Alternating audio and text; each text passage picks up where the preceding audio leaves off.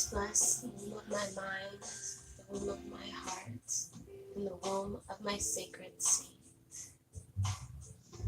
Please bless my hands to be tools of wellness and healing. And please bless my feet as I walk this sacred path of wellness, healing, and ancestral wisdom.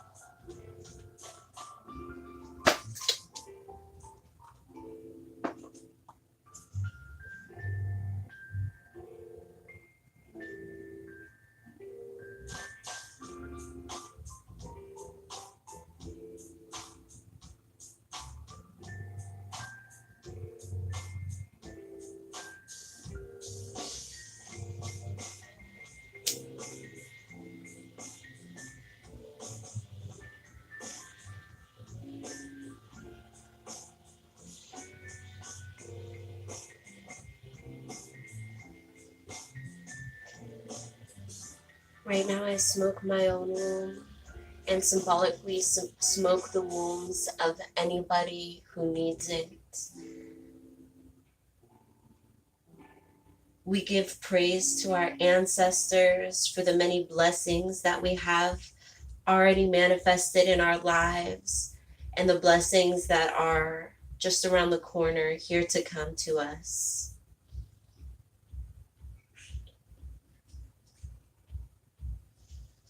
We're grateful for all of the blessings that are not only in our lives, but in the lives of our blood and the lives of our close friends and loved ones. We give thanks for our wombs. We give thanks for all of the gifts as well as hardships that we sometimes experience with it, the illness. We give thanks for still having our wombs despite these things that sometimes makes us unhappy with having a womb in the first place. We are still thankful in the face of these things for our wombs. We take this moment to release, to let go of any womb ailments that are trapping us right now, any mistakes that we've made, abuses that we've dealt by our own hand to our womb, through ignorance or through just not caring enough. We forgive ourselves and we release anything that we have built up in our wombs right now.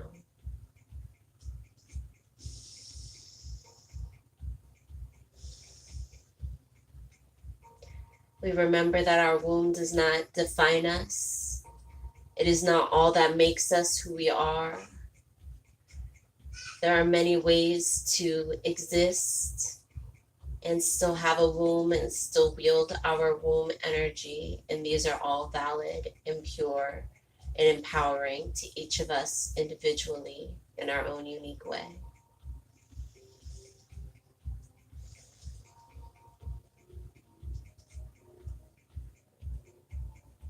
We ask that our ancestors help us and heal us on our path of womb wellness and womb healing.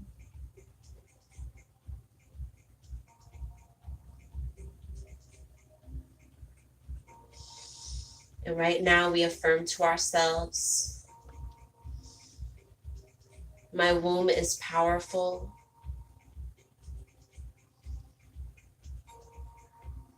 My womb is mine to choose what to do with.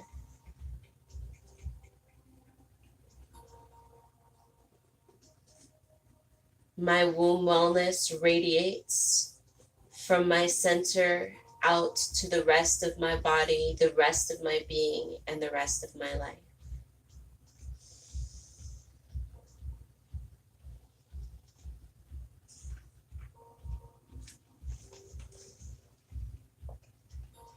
Let's take a moment to do our 100 fire breaths. Get comfortable. We're going to breathe in 4 times, three or four times, whatever you need. Deeply filling up your lungs completely and then emptying them completely, getting ready to do rapid breathing, which we're going to do 100 times.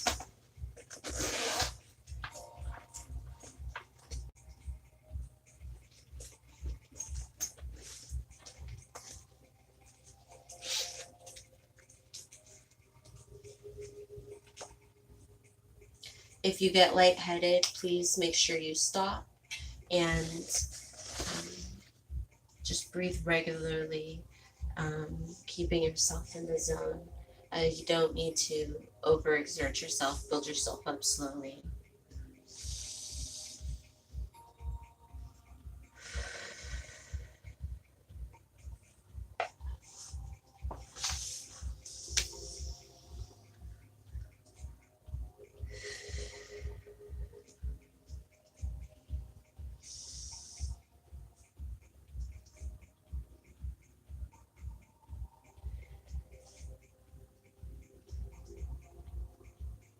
As you breathe in, your stomach should go out. As you breathe out, your stomach should go in.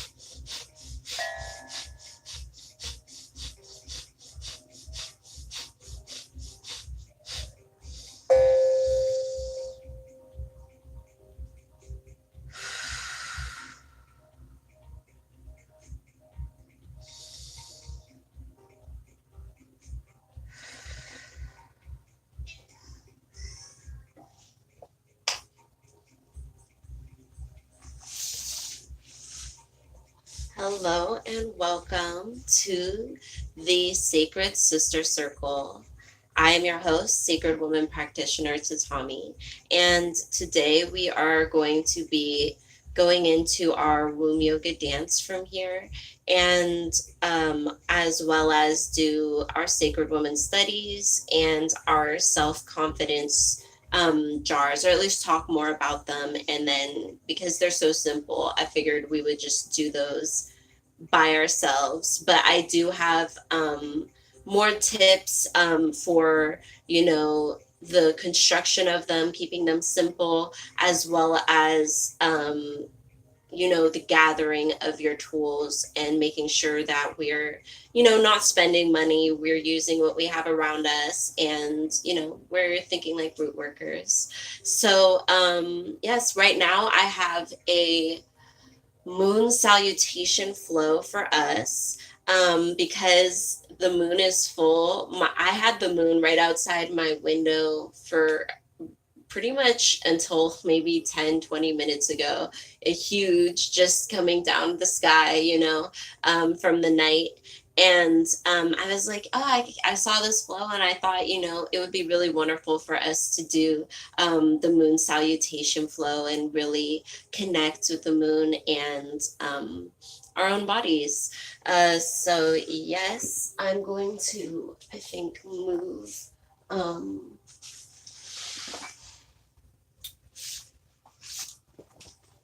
you all down a little bit so you'll be able to see me.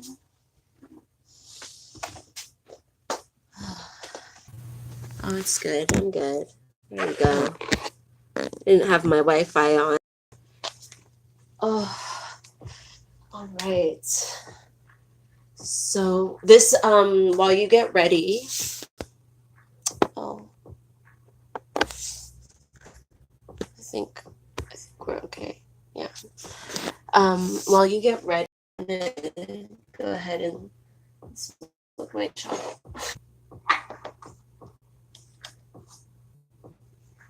Let's see. Yeah, I'm so excited. I changed my nose ring to something that looks exactly the same. But I had tried to put in something that I bought on Etsy, and it was like supposed to be seamless, but you had to like twist it and twist it back into place. Anyways, there was like this little gap, and it got stuck in my nose. I was like, "Oh my goodness, y'all." I got so scared. I went on Amazon, gave Bezos, I gave Bezos some of my money and got one of those. Well, I guess it's not just Bezos, right? We made history. We were all buying those Amazon Prime orders. Little did we know we were helping make one of the richest women in modern history. There you go, through marriage. Jeff Bezos' wife about to take half, right? And she's about to be one of the richest women in the world, or the richest woman in the world, something like that, something outrageous, because they got together a long time ago, back when before Amazon was a one room thing. I'm pretty sure they were together even before that. Oh, goodness. So, anyways, I don't feel guilty right now anymore as much about all my Amazon purchases. It's hard, in capitalism, because you need things, but you know how it is. But anyways, I gave Jeff Bezos some of my money and got myself a new nose ring that thankfully is actually seamless. It's it's actually a seamless nose ring, so I don't think this one will get stuck. I don't know why I'm telling you guys this. It's because last time I was really worrying about it while I was in the sister circle. It was like on my mind that whole time. Mm.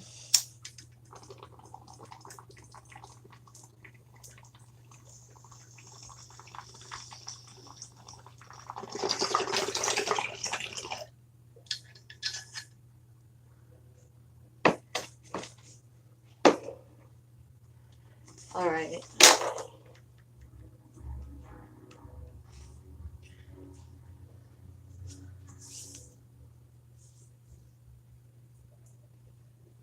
All right, to start with,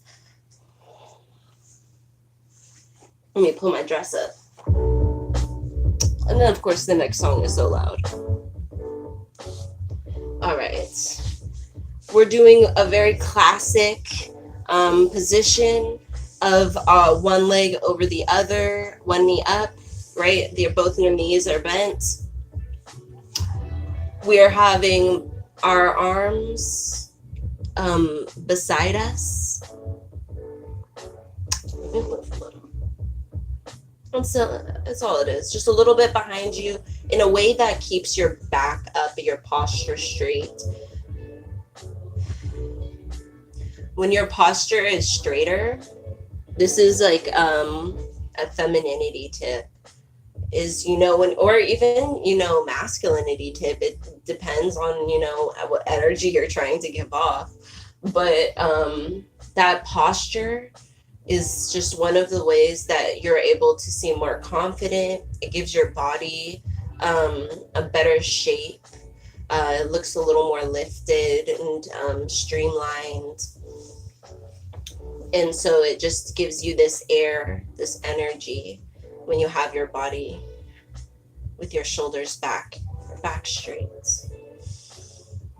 It also helps with your breathing, which that's why we do our fire breathing too. But a lot of people walk around in everyday life kind of shallow breathing and not really even able to give a full breath because they're so hunched over. And Americans, we notoriously have bad posture, but I think it also especially affects you when you breastfeed. That's why you belly bind, is to keep yourself all up.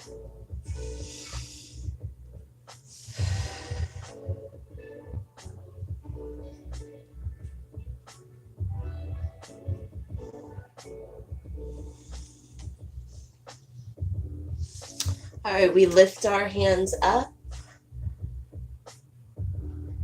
This position is also called the moon. The other one was the moon frontal, but this one is more of a salutation. And again, we're having our back straight. You should feel like your spine and everything else is trying to sit down. If it's very difficult to do that, feel free to adjust yourself to feel more comfortable, so you don't feel like you're hurting yourself, especially in your legs. But you should feel stretch.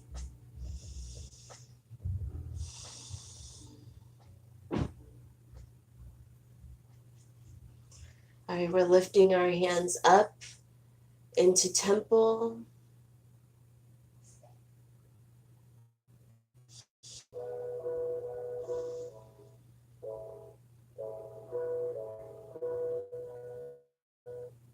And we're releasing our hands back down and moving our necks.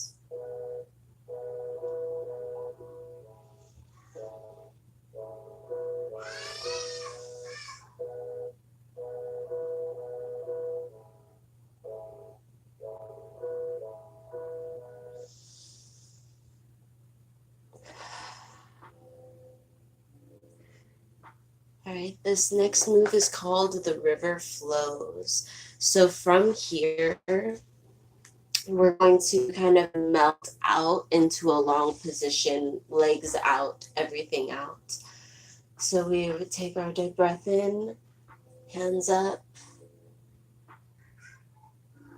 and then we'll curl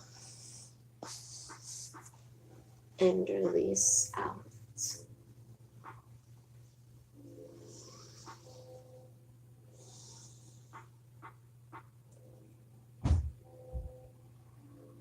So here you're channeling a river-like energy. So you're not just trying to fold, but you're just trying to flow and bend and feel the position.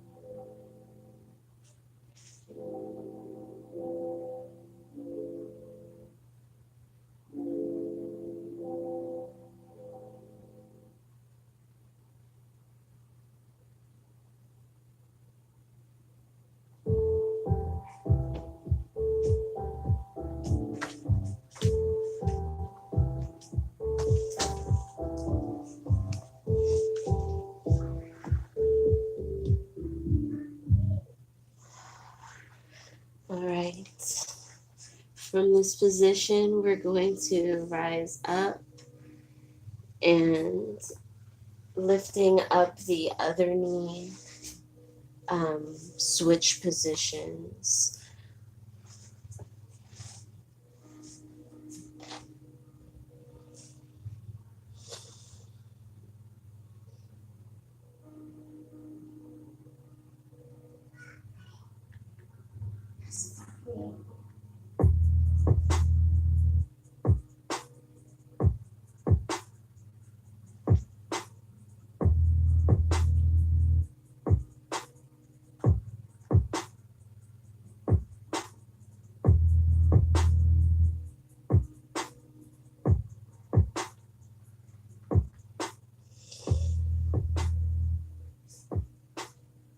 All right, we're going to rise up our hands. Oh, please. Again into the moon. Feel free to move your head.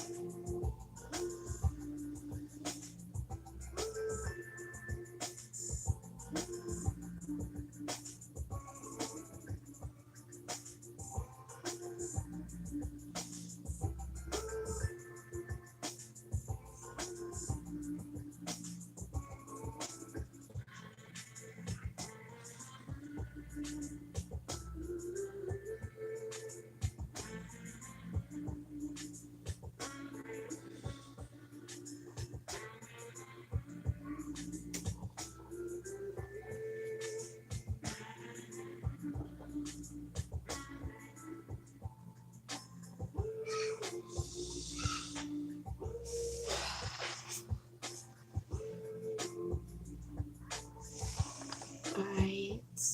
For our final position, that we would just have a seat and move our bodies and stretch for a moment. Our spine after all that twisting and stuff.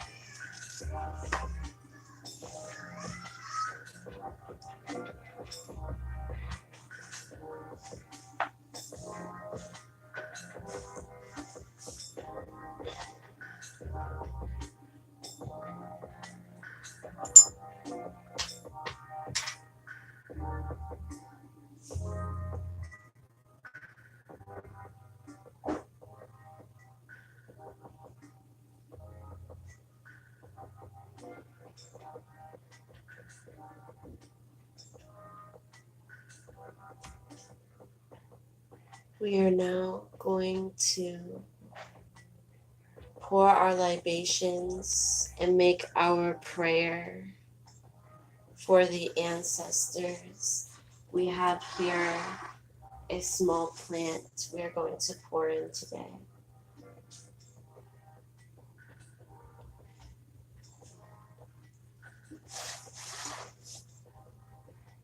Sacred Spirit, hold us near, close to your bosom. Protect us from all harm and fear beneath the blows of life. Direct our steps in the right way as we journey through this vision. Sacred Spirit, surround us in your most absolute perfect light. Anoint us in your sacred purity, peace, and divine insight. Bless us, truly bless us as we share this sacred life. Teach us, Sacred Spirits, to be in tune with the universe. Teach us how to heal with the inner and outer elements of air, fire, water, and earth. We take a moment right now to think of the names of any ancestors and spirits and energies specifically that we would like to invite into this circle to join us as we embark on our vision of Gateway Zero, sacred womb healing.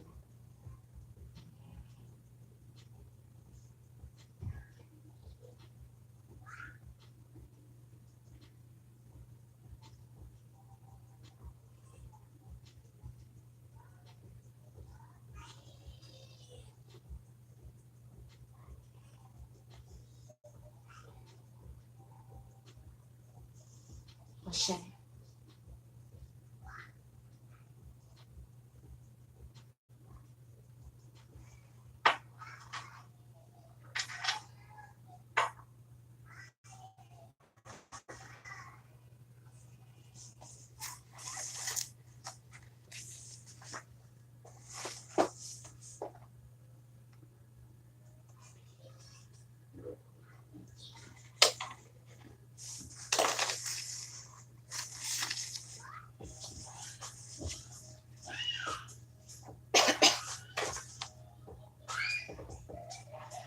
All right, so good morning.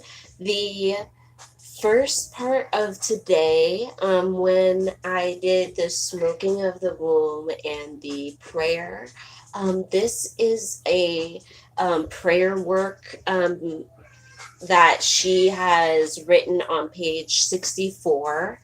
It's titled Prayer Work. That page is also the page that talks about creating and wearing your waist beads. And then the next page, 65, talks about womb rituals for the new moon and the full moon. And so this is why I didn't want to do our jars all together in this group was right now, is because, I was going to read this out loud, and perhaps something in there will inspire you to do a little something personal with yours, so that, you're able to facilitate this full moon energy, which, you can still use today. It happened today, this morning, or you can do it tomorrow. Hopefully by then, if you were trying to use the full moon energy, but if you're just trying to, go with the group energy, then anytime this week is fine. And, I'm pretty sure like all the planets are going direct right now. There's a bunch of different reasons why I guess it's like not really that big of a deal if you work with this moon in particular. But we are trying to get these done, really soon.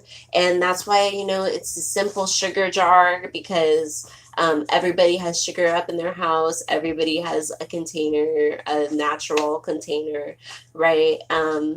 So, it's simple. Everybody, has a piece of paper they can write on. You know what I mean? It's super simple. So if you're with me, you're in the book, you're on page 65, Womb Rituals for the New Moon and Full Moon.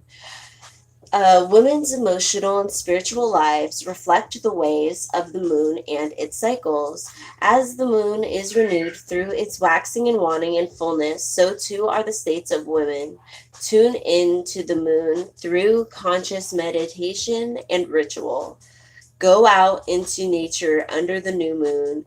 Create a sacred womb circle if you are working with a group of women. Play your sacred instruments, such as the drums and the bells.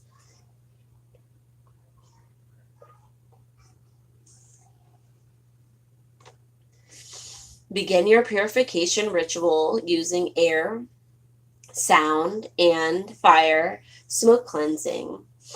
The eldest person there, the elder, spiritual guide, or the high priestess, whoever's guiding the ritual, will smoke cleanse everyone present with, she says sage, but remember you can use whatever you have, whatever it is that you like to use.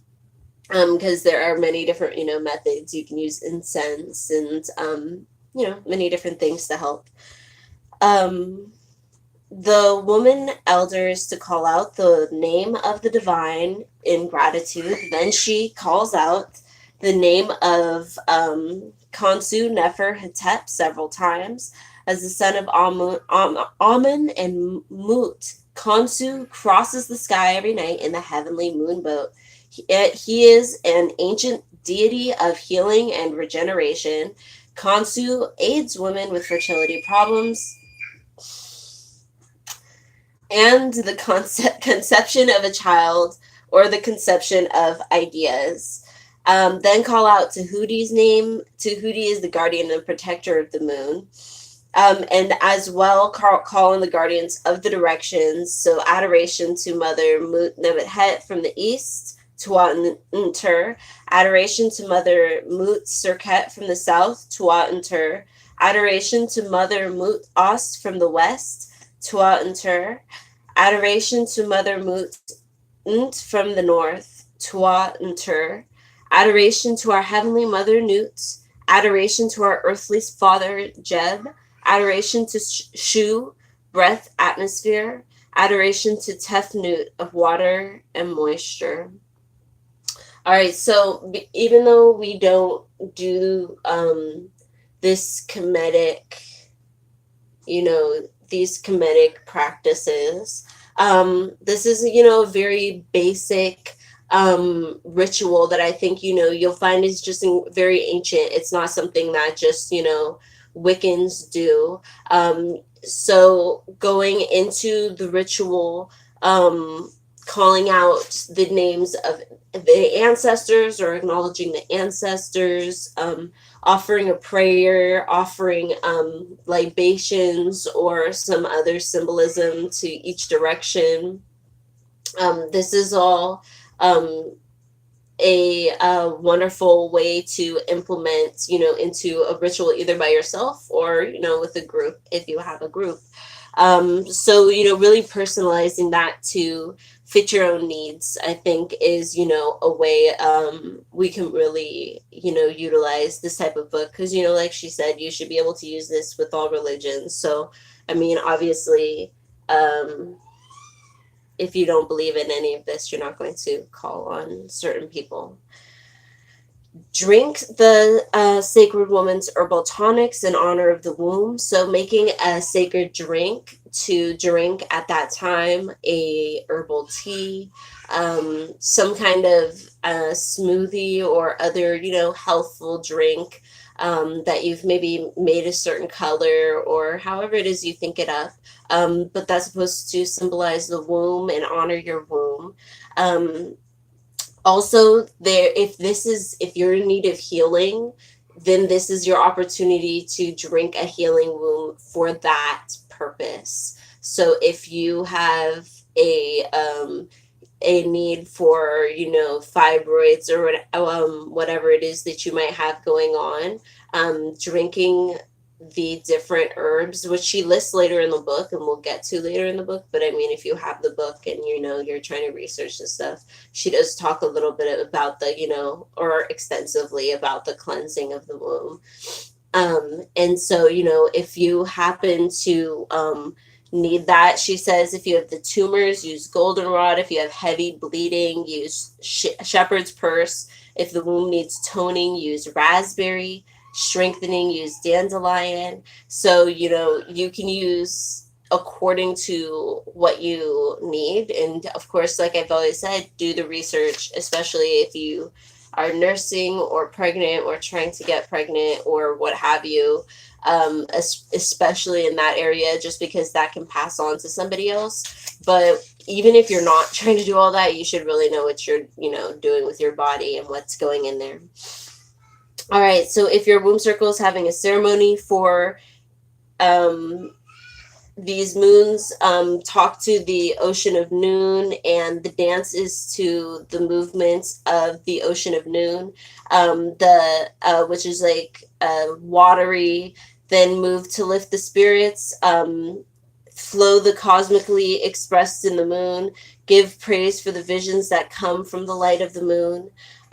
If you're having a ceremony for, let's see, oh yeah, that was for the full moon, and then the new moon was your desires.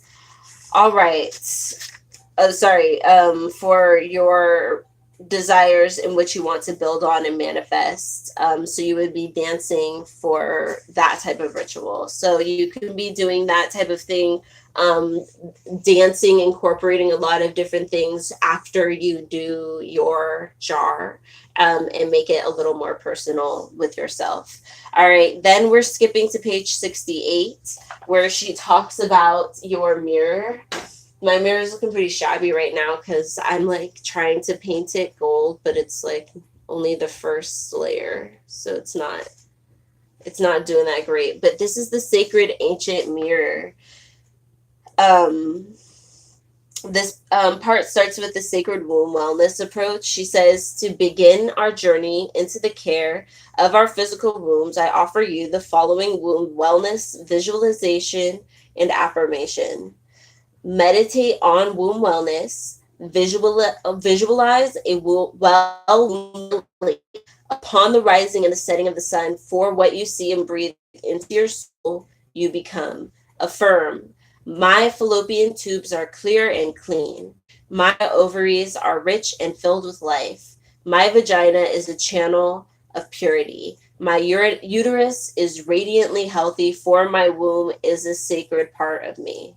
So, depending on what it is that you're trying to heal within yourself, maybe you're trying to heal within yourself, impulsivity, even something like that can be something that you affirm with yourself daily. If you're trying to heal, like, your eating habits, or there are so many different little ailments that happen, that even things that happen to you that are beyond your control, that are from your past that you can't seem to let go of.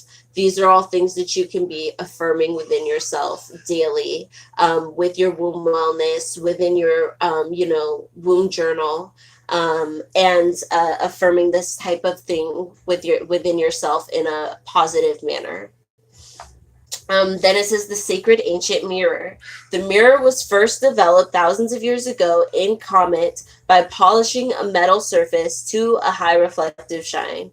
Mirrors were important, for they symbolized fertility and protection. In ancient times, we didn't just use the mirror to see how we looked. When we gazed into a mirror, we knew that it not only reflected our physical body and beauty, it also reflected our spiritual condition and offered us an opportunity to view our very soul looking back into us. This power is embodied in the Egyptian word for mirror, Ankh, which is also the ancient Egyptian word for life. The mirror reflects and symbolizes childbirth, fertility, and protection. The Comet people also used mirrors to banish negative forces and to draw in positive right energy, as the ancient Chinese practice of Feng Shui still does today. Everyone, Everything the ancients did was spiritually inspired. Even the faces of mirrors were shaped round like the sun to reflect in the penetrating power and vitality. So this is definitely one of the main reasons why I like to keep the mirror on my altar, is continuing this practice of using it as a way of banishing evil forces, of recognizing yourself within your bloodline, of becoming acquainted with yourself, right there. It's also for later in the book. I believe, I don't remember where exactly, but she does talk about using a mirror to look at yourself, and and look at your vagina and learn to, love your vagina and love how you look, because so many people, are upset with how they look and how it turned out. And it's mostly, based on, sadly, media. And media is only run by a certain small group of people, and I guess whatever it is they prefer. And so this is the type of stuff that's drawn in books. Like a small clitoris is usually the only type drawn in books. And so a lot of people, like Azealia Banks was outed, I guess, by Remy Ma about, wanting to get surgery done to change how her vagina looked because she didn't, like it. And it's sad that, a lot of people think that their body looks abnormal when really, and they fall for the stereotype, of course, that, too much sex changes how you look, which is absolutely untrue. It's just really not true. It just doesn't happen. And like no one ever asks somebody with like a super long-term partner, who's been married since, they were, super young. Nobody asks like those old people, like, do you have, meat curtains? Like, they never do that. They only do that. It's just a way to shame people, basically. But sadly, people take that stereotype and think it's science. Anyways, that's like one of the wonderful ways that you can use your mirror. And you can get one of mine is just like a $6 makeup mirror, and I'm customizing this one, but you can customize yours however you think of, you know what I mean? However it is that you get up with, or if you want to buy one that's already really beautiful. There's one in the book that's really small picture, but it's, a big circle with a person holding it up. It's an ancient mirror, and it, it's very symbolic. So using a very beautiful mirror to have on your altar space, to use in a ritualistic manner, as well as for your own growth, and to make this one personal for that sacred use. Exploring your womb. Oh no, this is it, I think. Womb mirror self-reflection exercise. From an art museum shop, purchase a copy of the ancient Het Haru mirror, or create your own ancient mirror of the spirit. Take this simple, small, round mirror with a handle and beautify it. Paint it artfully. You can glow cowrie shells, glue on silver, gold, lavender, or green sparkles. All while you're in the spirit of Het Haru, the spiritual guardian of beauty. So when, however you're trying to give the work, whatever it is you're trying to do, bless whatever it is you're trying to do, you need to be in the energy, right, of whatever it is that you're trying to achieve. To begin to get to know your womb, take your spiritually charged Het Haru mirror with you to a quiet, private space in your sacred sanctuary, preferably where some sunshine is flowing through your window. Put on some soft music, such as strings or flute or piano, to create the right atmosphere for your womb journey. Sit quietly on the floor and breathe deeply as you meditate on Mother Newt for inner peace. Now pull your dress up to the waist, or take off your slacks and remove your underpants. Slow spread your legs wide and place your sacred mirror between your thighs, looking inward. I really do like how she's mentioning about doing it slowly. Really pay attention to each of your movements as you do these different rituals and sacred movements. Or should I say, make every movement sacred. Take a long, deep, meditative look at the entrance to your womb. When you're ready, breathe deep and gently separate the lips of your gateway to see further into your sacred garden. Meditate quietly on what you see. Stay with her for a few minutes and give yourself a chance to become acquainted. When you're done, bless your sacred gateway and thank her for sharing herself with you. Remaining in your inner meditative space, sit quietly and write in your womb journal. Record what you feel about this sacred part of your womanness. Did you want to hurry up and get this over with? Um, were you able to just take your time? How did she look? Pretty healthy, smooth, inviting, weak, dry, moist? Was she foaming at the mouth? Did she have a drip? Did she smell clean, sweet, and natural? Or did she smell fishy, yeasty, or fleshy? Has this sacred womb journey made you feel dirty or beautiful, embarrassed or ashamed? Is your attitude positive or negative about looking at the face of your womb? So, the sacred part of your body is something that you should feel able to connect with, able to, feel comfortable with, and connect with occasionally. Don't let this be the only time you ever connect with your body, connect with your womb. Always feel free to do it again, and use your womb journal as a way to further your thoughts, let them flow, let them grow a little bit, let them be something that you can come back to later. And, use this as an opportunity to really connect with your womb on a physical level in that way. During this exercise, know that a great deal of healing is taking place on the inner subtle planes.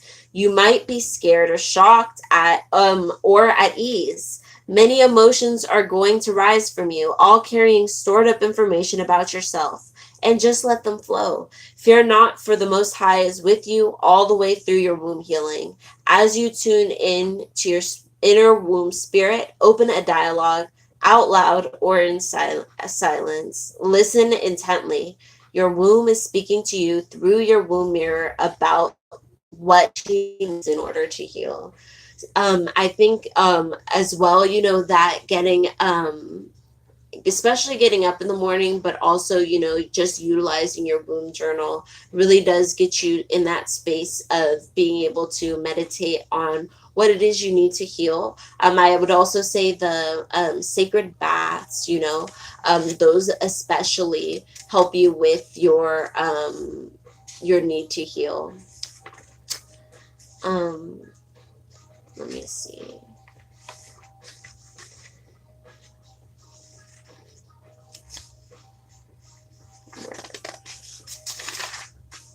All right, so the last part, or no, almost the last part, second to last part that I wanted to talk to you about was the womb wellness profile, which is on page 72. And in this, it's talking about, your menstruation, the length of your cycle, and in essence, it's divided into 6 categories of wellness that will help you assess the current health of your womb.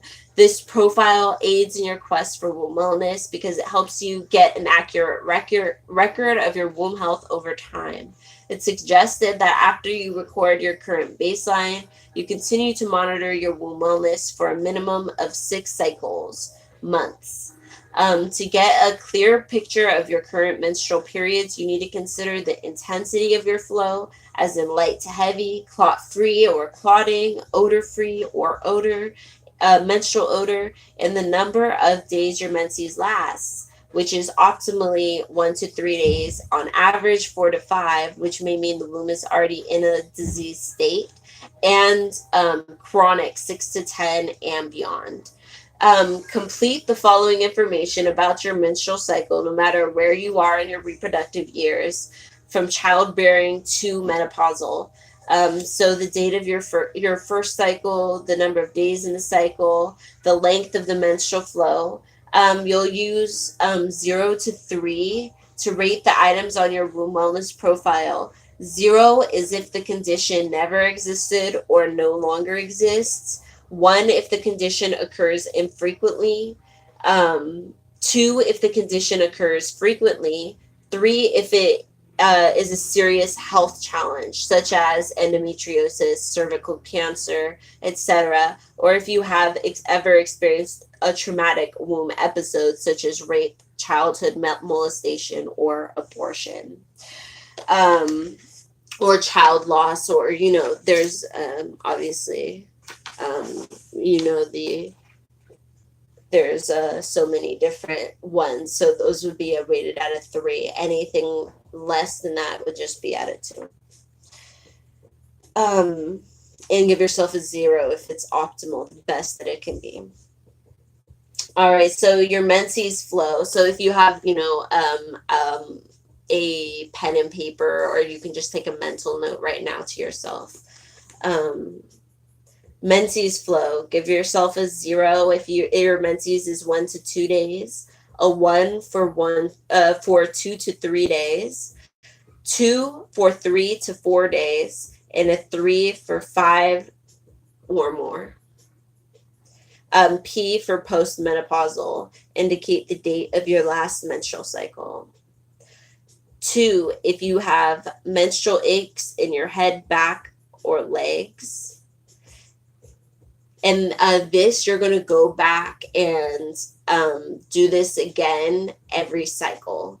You're going to go back and ask yourself all these questions again every cycle. 4, 3, menstrual cramps. 4, heavy menses, bleeding and or clotting.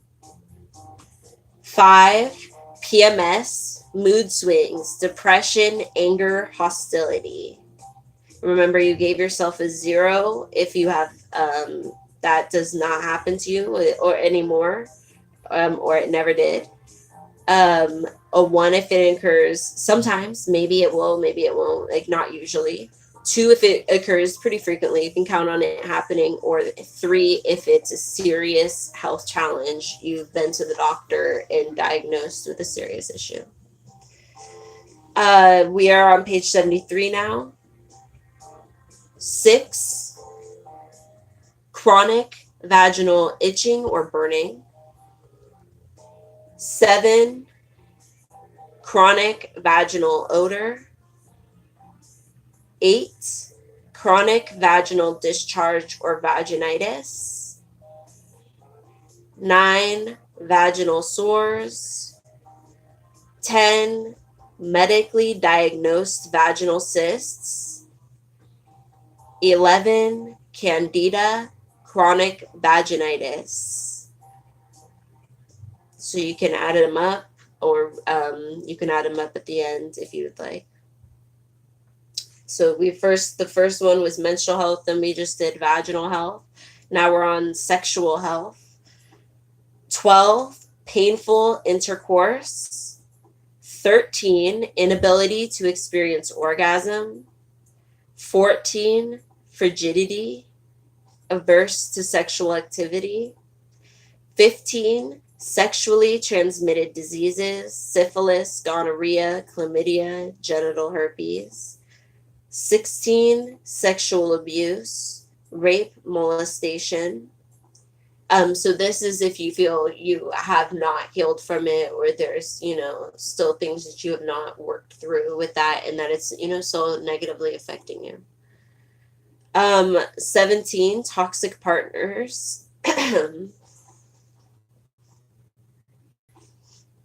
Category D is pregnancy health. Record a score of 3 in each cycle if you have ever experienced any of the following reproductive health challenges, even if you're not currently experiencing them.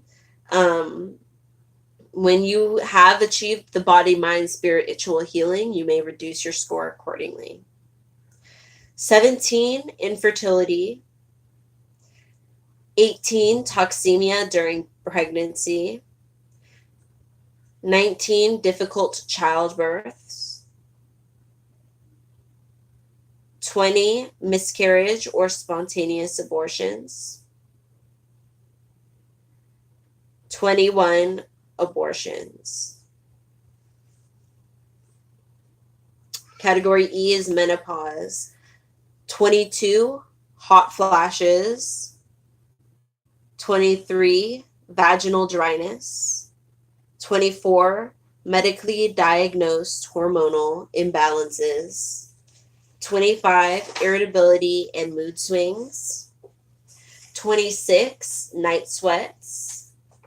27, headaches, backaches. Category F, common illnesses. 28, pelvic inflammatory disease. 29, blocked fallopian tubes. 30, Medically diagnosed fibroids, tumors, and cysts indicate the size, the grapefruit, orange, lemon. Orange is 3, lemon is 2, and pin size is 1. 31, endometriosis. 32, hysterectomy. Number 33, genital prolapse, a prolapsed womb. Number 34, uterine cancer. And when you have added up all of your numbers in your womb journal, at the bottom of all of that, it says interpret your scores. So clearly we're striving for a lower number here. Lower scores indicate the less toxicity in your womb, less blockage to the womb, and thus more womb wellness. Remember, when you're measuring toxic conditions, lower scores are best. The grand total gives you an overview of the state of your womb and helps you establish a baseline as you progress towards achieving a 0 score.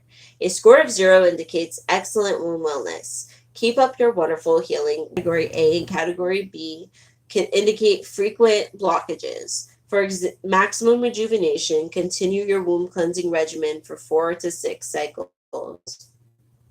Scores of 3 with challenges primarily in Category C indicate acute blockages. There are no short-term or simple solutions to challenges in Category C.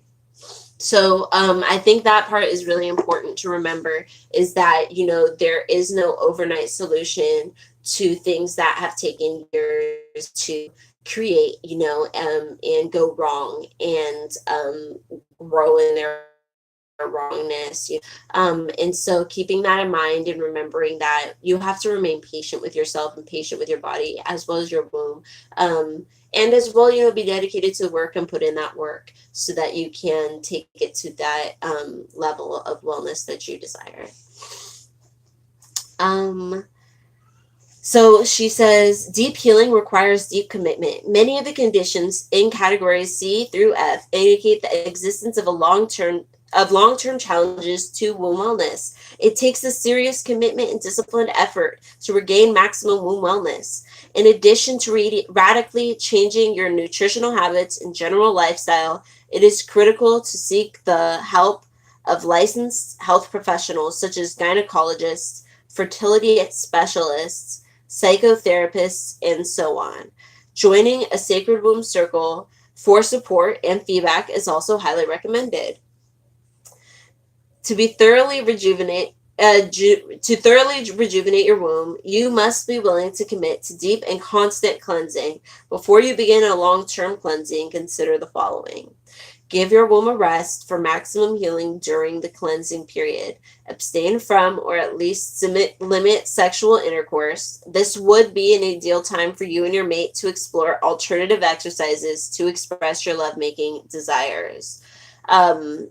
Women preparing to conceive a child should strive for a perfect score of 0. Beginning a pregnancy with a healthy womb reduces crises during the pregnancy and creates a more balanced environment for mother and child in the making.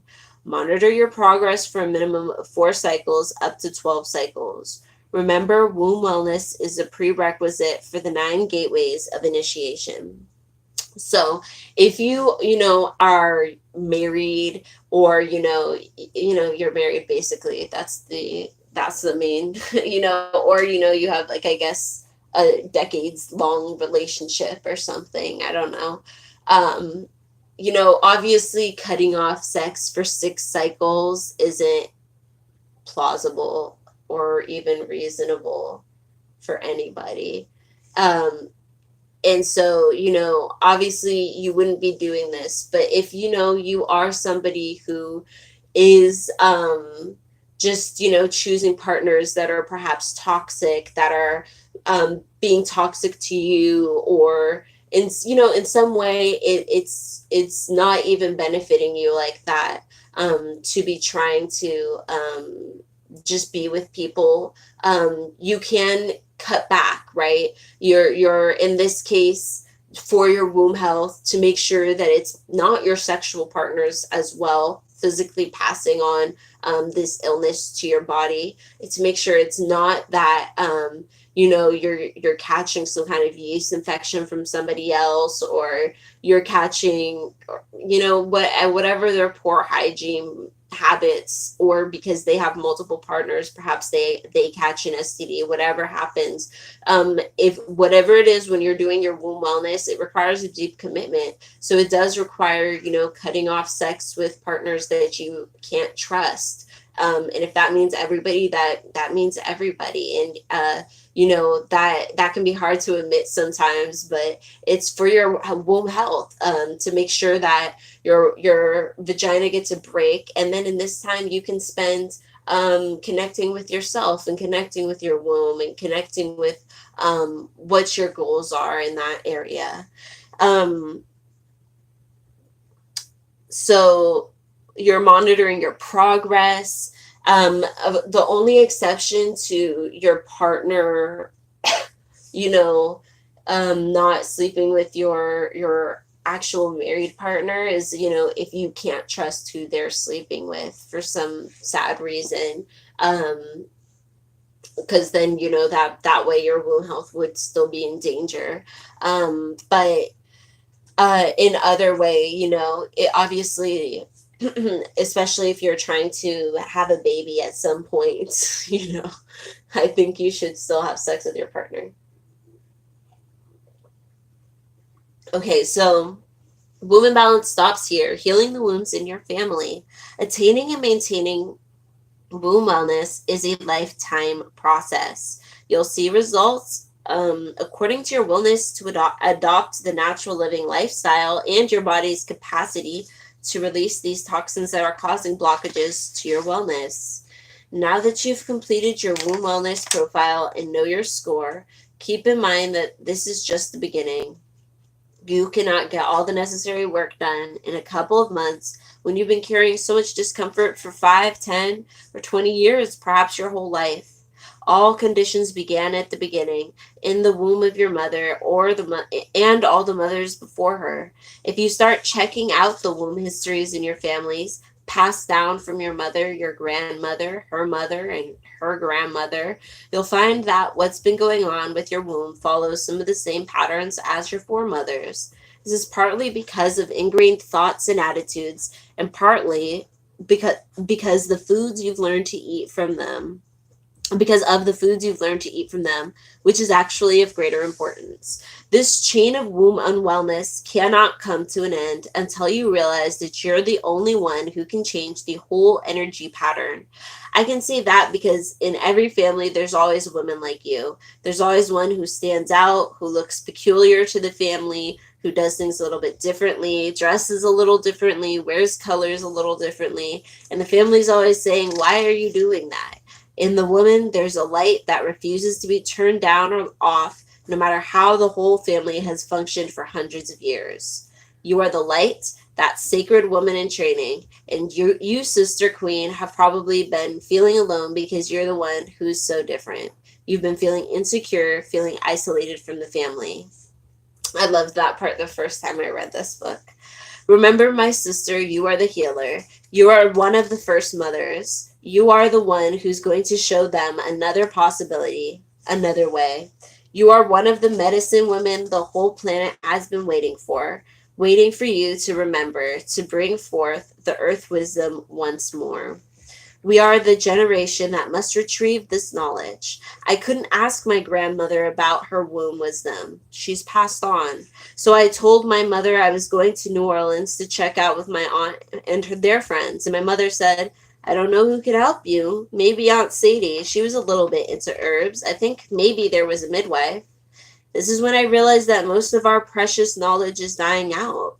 We must catch this knowledge, this knowing in our generation, then pass this knowledge to our children so it remains alive in our daughters and our sons and our families.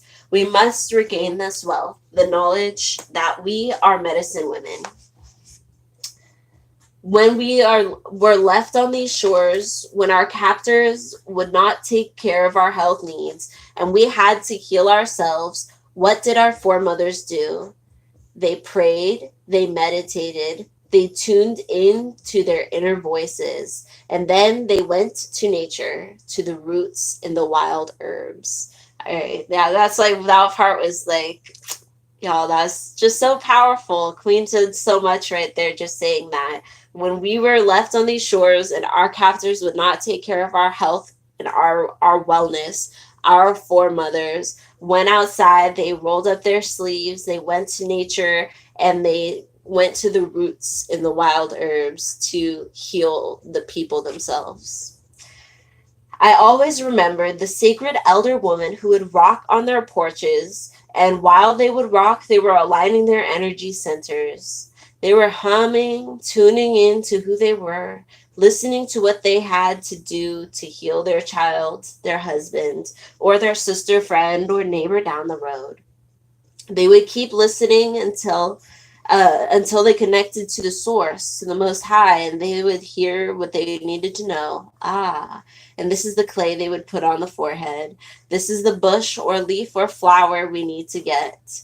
George Washington Carver would speak to plants, and they would hear.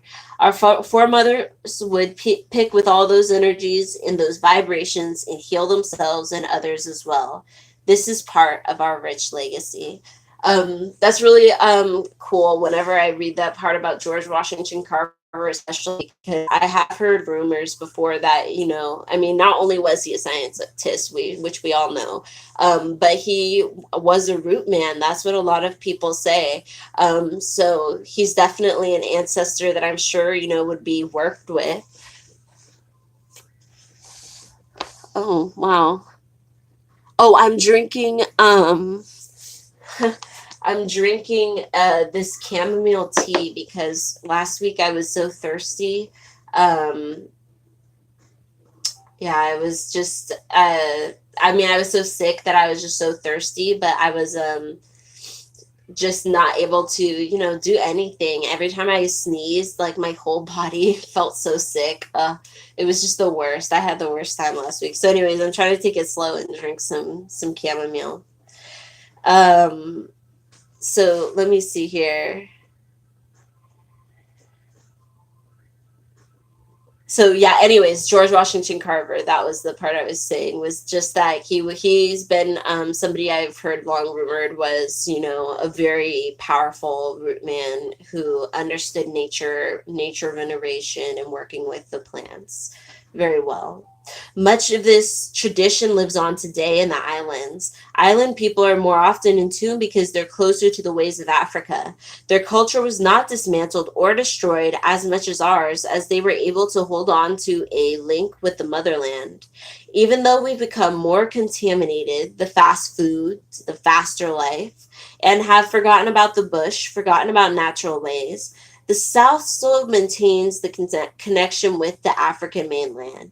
I have memories of children being lined up to their bush teas and remedies. I have this memory not because I ever saw anyone actually standing in line, but because my DNA holds all these memories. As a result, I raised my children to the urban medicine woman way. I wake them up every morning and say, here's your drink, here's your herbs. In the afternoon, I check them out and say, oh, you have an attitude. Well, take this purge. This is our power to know all things, to know how to connect, how to tap back into that sacred place of empowerment. We do that to heal ourselves and to inspire other people to come to us to learn how to heal themselves as well. All right, so I have this like leaf here. So that part is about connecting with your kids, I think is really important. I also think that part reminds me of, I was watching that Tidy show on Netflix, and one of the parents was like, but how do you get your kid to want to clean or do anything, and the lady was like, oh, I just do it in front of them, and by doing it in front of them, they get inspired to um, do it too. Let me see.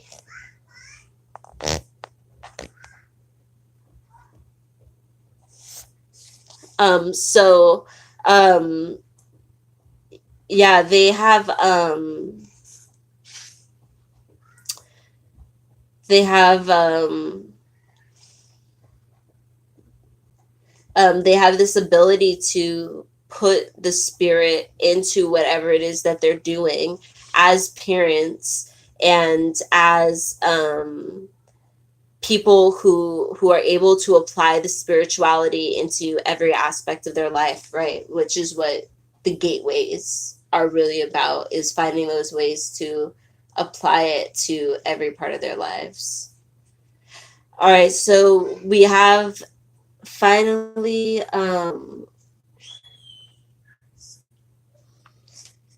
okay, we're almost to the end of what we were supposed to be doing.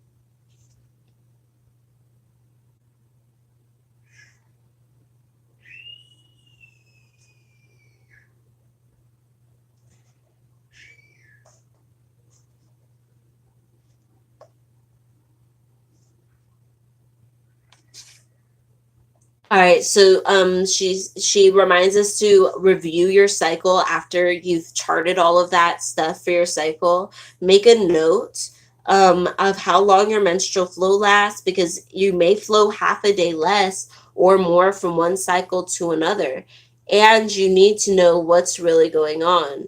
The initial change may not represent a big jump. It may be one day less, it may be half a day less, even a quarter or day of a day. Or you may have a cycle in which you may go from 8 days down to 4, although there isn't usually just such a big jump.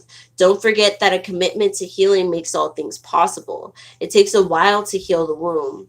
Make a note of your current womb status on the chart, and make additional notes about conditions you are experiencing and whatever issues apply to you in the first part of the Sacred Womb Journal questions.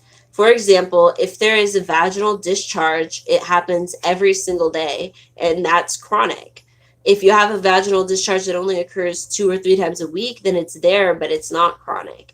But if you have it only once a week, then you have an even lower score. Again, the goal is to get down to 0, which means the womb is well and whole. The lower of the score, the healthier the womb. While you may start off with higher numbers, a new cycle begins every 25 to 28 days. So apply these techniques, and the score becomes lower and lower.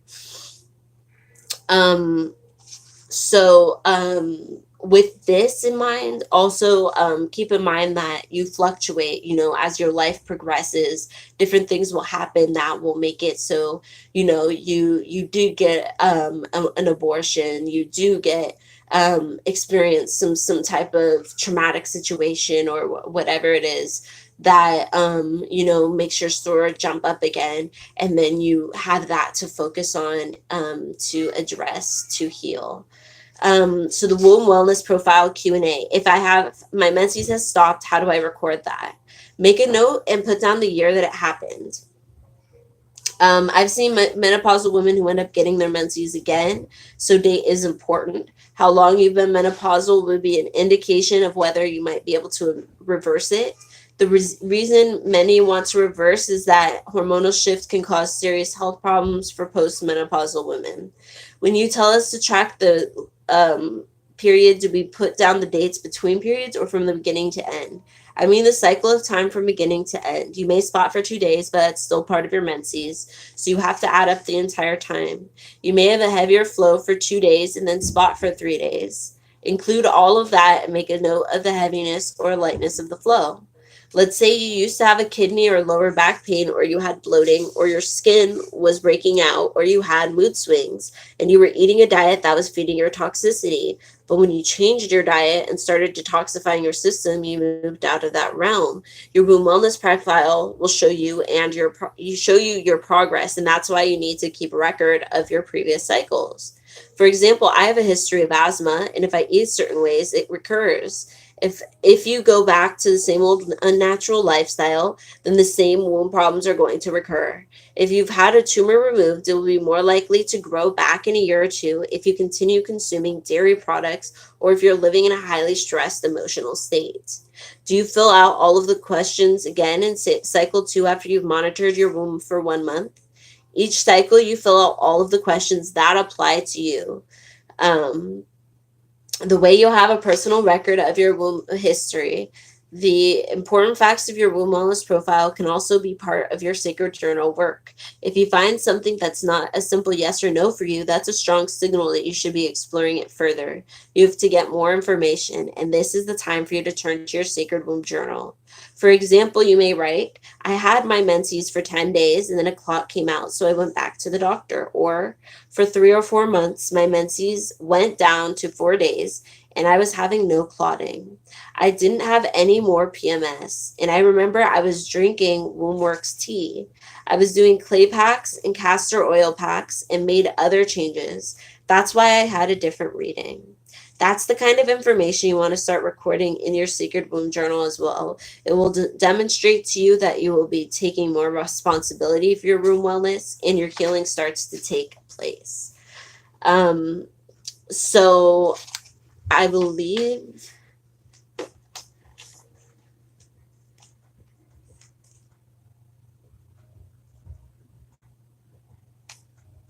that was supposed to be it. We're going to talk about the diet starting next week. We're going to start on page 78, the Sacred Woman's Womb Wellness Diet.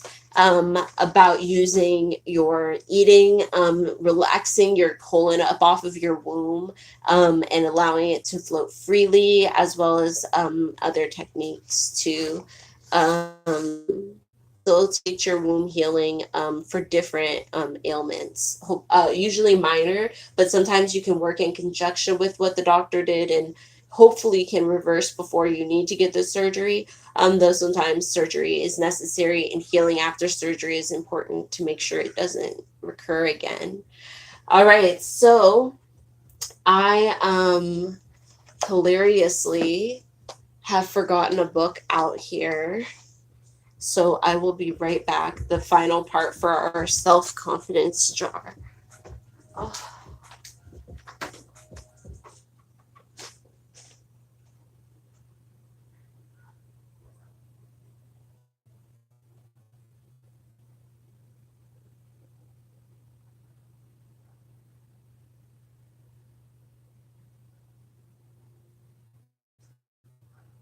Hi, baby. Be careful, you guys.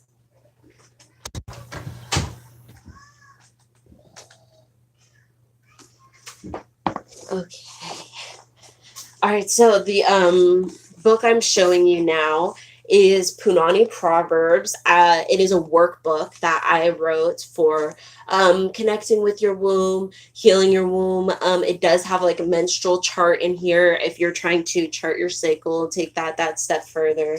And natural tips. The Womb Healing Workbook series, I have 3 books in it. This is the first one.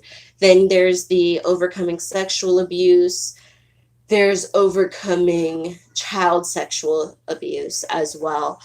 So if those are books that you would like to use, these are on Amazon.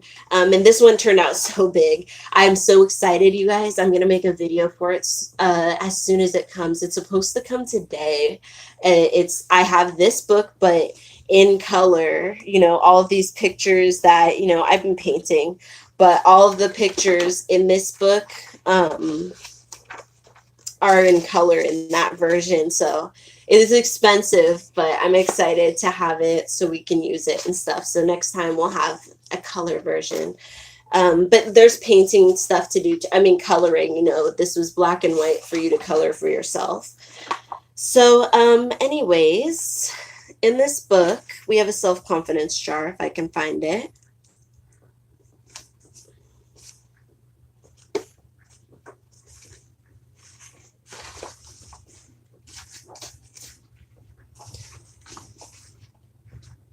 Okay. So there's Monday challenges in this book, which you can change to whichever date that, I guess is helpful to you if like Mondays are a really terrible day for you. But there's different challenges and activities in this book. And this one in particular is this first Monday of the 7 Monday challenge is to make your own jar. So in this one, I have instructions on how to make, your own face jug, which we talked about. Let me see. We talked about these last year, and we'll talk about them more later. But in essence, they are a old tradition where they have a face. The face was typically ugly. They were called ugly jugs, and they were these ugly jugs would be used to host all of the belongings of people, because we weren't allowed to have graveyards and grave markers in this country. So our community would, have a face jug made, or and put all of, somebody's little pieces of belongings, little things, mementos, and put that as a marker for where they were buried, as well as these were used to scare spirits away from, the back porch, from the porch, and as well as used for just a host of other things. I think he's, I think he's trying to call me. So here, let me put this here.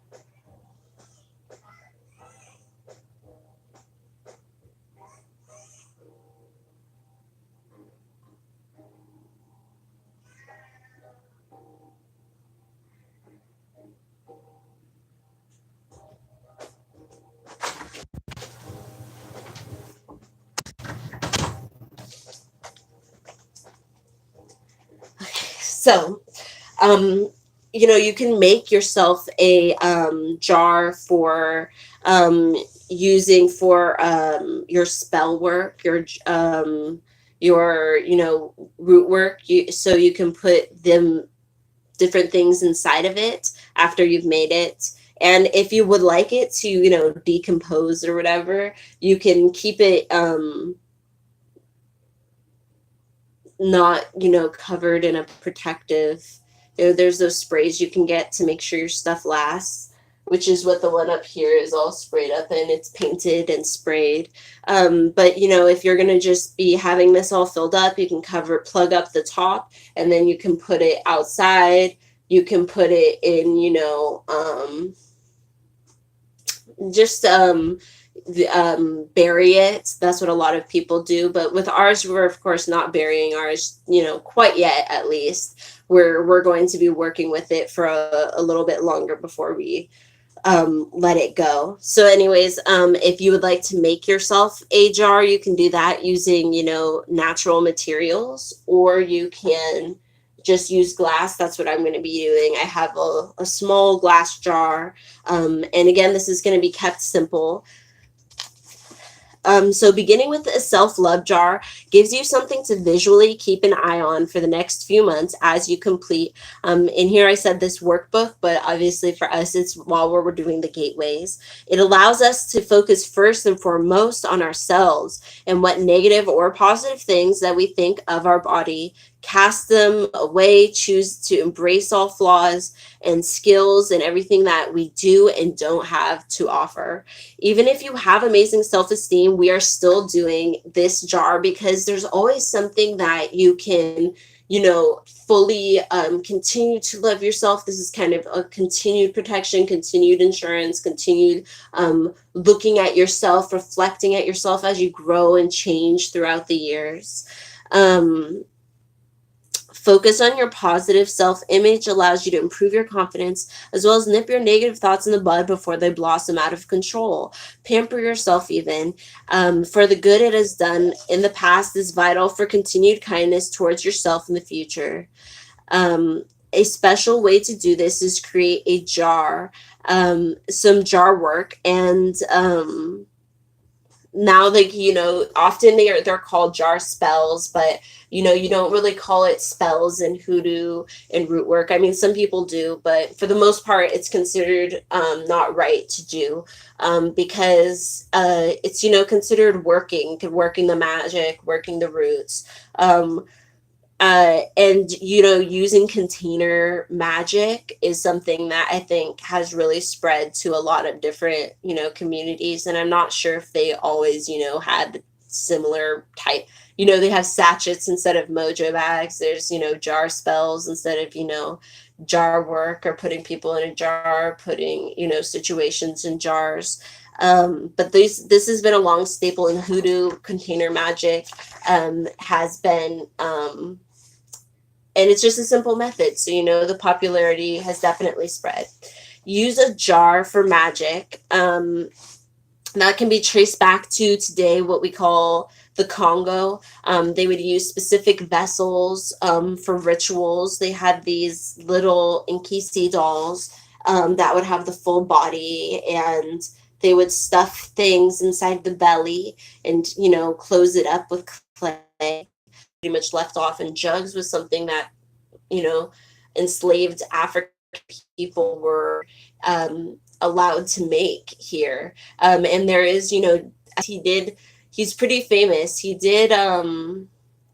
He wrote on his jugs. He would write scriptures and sayings and poetry, and that was a form of the jug. That's a form of the hoodoo jug.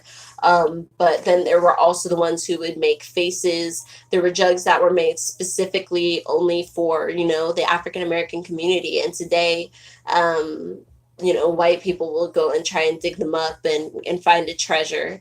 But it's, a tradition that is worth preserving, and hopefully somebody else will step in and preserve this tradition that is very much African. Did very clearly, come from over there and get infused with the rest of the Black folks out here. Jar magic can be positive or negative. It all depends into it. Above all else, it's important to remember to not it's important to remember to keep working what you've started. It is not a set it and forget it activity. When you see my recipes or others in online books, remember to use them for inspiration only.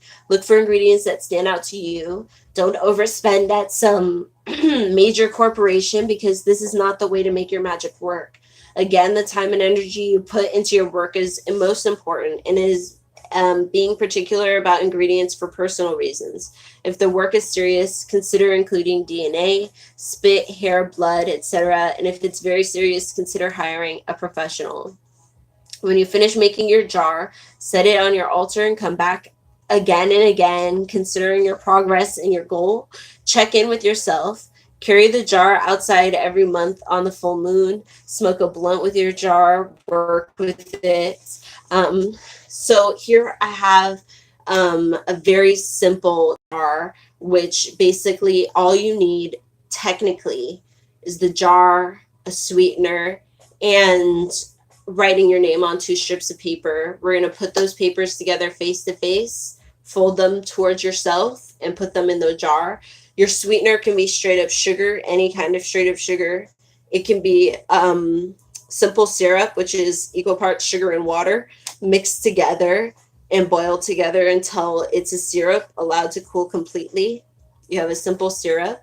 And this is a food item usually used, right? I put a recipe on Patreon for a simple syrup with, add a couple of cinnamon sticks, because cinnamon, right? I put it on the list for something that speeds up the process a little bit. Let's say you're like, I need some self-love ASAP. Like, I don't have time to be waiting for a slow jar. Put a little cinnamon in there. Get some of that self-confidence. Take yourself up to that next level, right? That's what we're always trying to do, is continuously improve ourselves, because there's no such thing as being perfect. There's no such thing as, like, I have no more work to do. Like, I'm perfect. So we're continuing to work on ourselves, our self-esteem, how we portray our self-esteem, how we portray ourselves to the world, and how we handle ourselves and discipline ourselves. So the last thing that I'm requiring, though, is the I am petition. So, writing things like, I am able to heal my womb. I am walking in the light of my ancestors' wisdom. I am communicating with my ancestors every day. I am blessed in whatever, such and such a way. So you're going to write out a list of these and also put them in the jar. So again, this two pieces of paper will be in the jar with either wet or dry sugar, honey, molasses. What else is there? There's so many sweeteners, agave. Um, I also included I also included some essential oils, right? Essential oils all do different things. Include light, uplifting, happy, joyful scents, or scents that really embody, maybe a drip of the perfume that embodies the person, a cologne that embodies the person that you're trying to be. Crystals, if you have them, a quartz to amplify the energy. Very simple, straightforward. That's what I'm going to be doing. Bay leaves, burn them and put them in to the sugar as well. Writing out on them before you burn it what it is you want, what it is, character traits, or something that has to do with your self-love and self-confidence.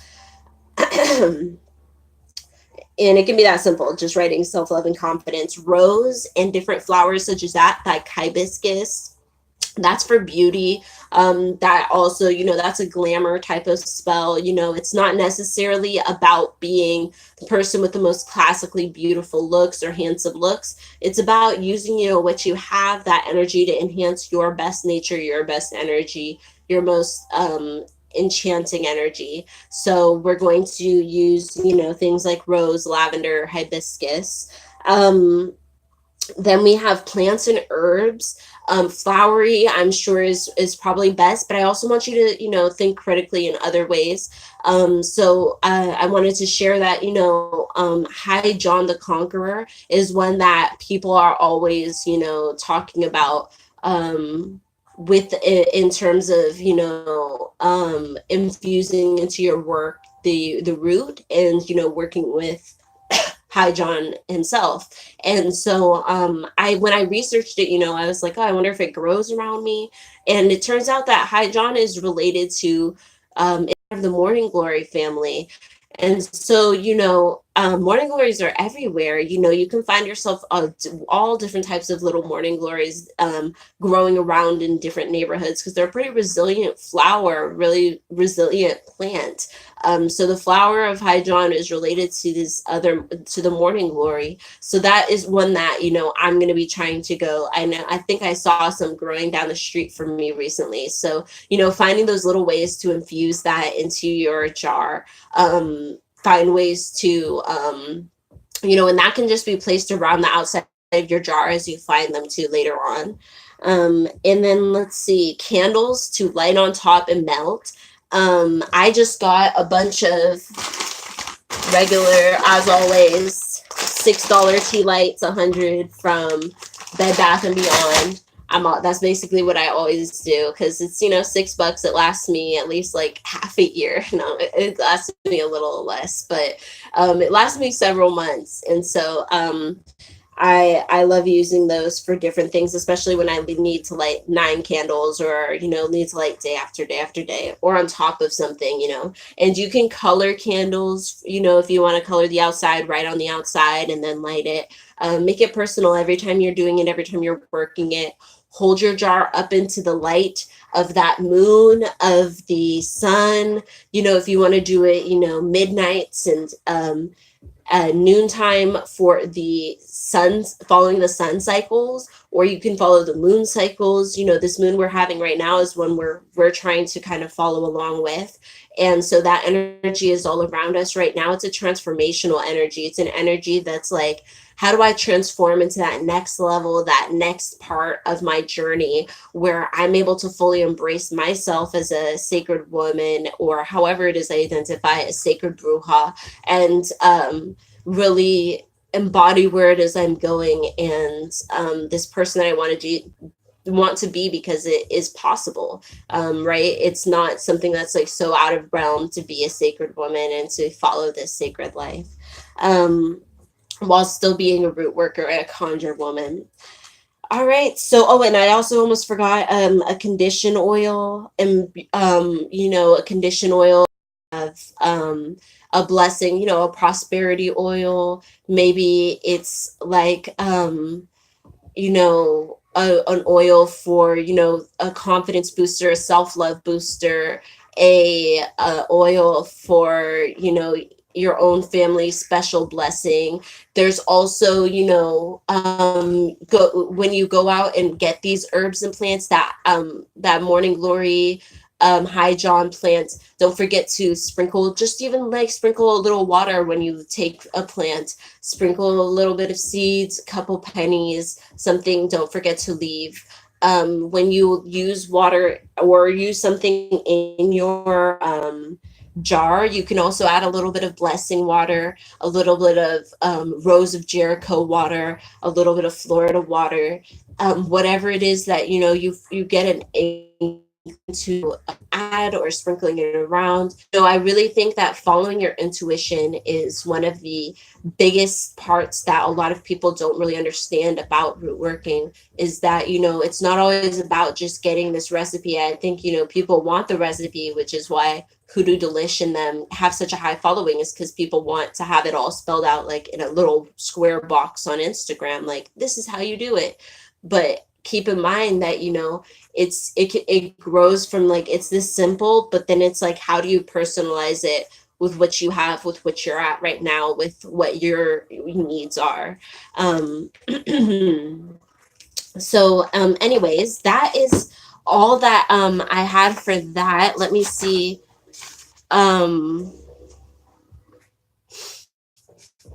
Yeah, you can add, don't forget, with your simple syrup, you can add herbs, you can add essential oils, you can add, like I said, the cinnamon, but it goes far beyond that. When we're finished with it, use your okay, when you're finished with your jar, this is in this I detail a making on your altar or on your floor, however you have it that's set up. You use like these little lights, and you can make a spiral of lights, starting with the one that's on your jar, melting down, and then using the other lights to go out, and those ones don't have to melt out obviously onto everything, but making a little spiral to represent the moon and represent the cycle, the continuation, and the growth, and a little space to pray at, and meditate at, and be at afterwards. Let me see.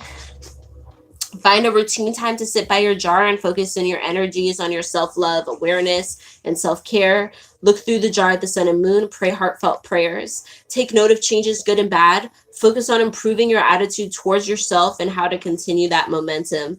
Place yourself in situations that give your self-esteem a better chance as you heal. Cut off people who bring you down. Learn how to use the block button online and on the phone, and use those tools with no shame. Get restraining orders if necessary. Release that which isn't serving you, and recognize it is not your duty to piggyback everyone who catches eyes on you to the finish line of life. Modify this jar for sweetening and love jars for other people. You can modify ingredients and intent to fit your needs. All right, so that was Punani Proverbs, which you can get on Amazon. And thank you so much for joining me for this Sacred Sister Circle. I had such a wonderful time. I'll see you all next Monday for I think that's the last one of Gateway 0. But we'll see you I'll see you guys next time. And until then, may your ancestors and spirit guides be with you at every crossroads. And again, thank you so much for joining me this